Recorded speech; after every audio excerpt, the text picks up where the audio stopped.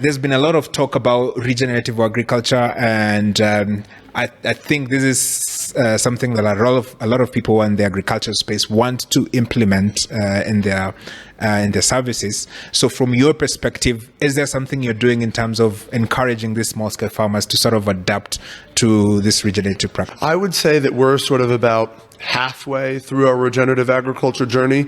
So there's certain things like we don't do monocropping, of course. We also do obviously crop rotation. You can't do tomatoes 3 times in a row.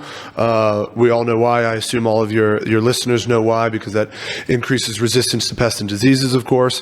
And we do minimum tillage, right? Because once you get those beds in place, try not to disturb it as much as possible. And we also obviously do composting, and we use organic inputs such as manure as much as humanly possible.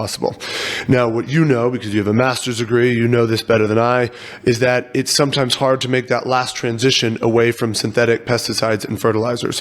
And so that is what we are working on now, coming together with a more integrated plan so we can tell farmers, all right, over the next 3 years, we're going to do these 10 little steps. Each cycle, we're going to do one thing differently such that in 3 years, we can be removing ourselves entirely from synthetic pesticides and fertilizers. We're on the journey. We're not there entirely. We have some partners in Kenya that are helping us with that, both on a training perspective and an input provision perspective. But of course, it's again, it's easier for a business to make that transition than it is for the smallholder farmers, because again, when you're living month to month, paycheck to paycheck, and someone says, hey, I've got this great idea, it's going to lower your costs and improve your yield in 3 years, you're like, buddy, I need low cost and high yield now.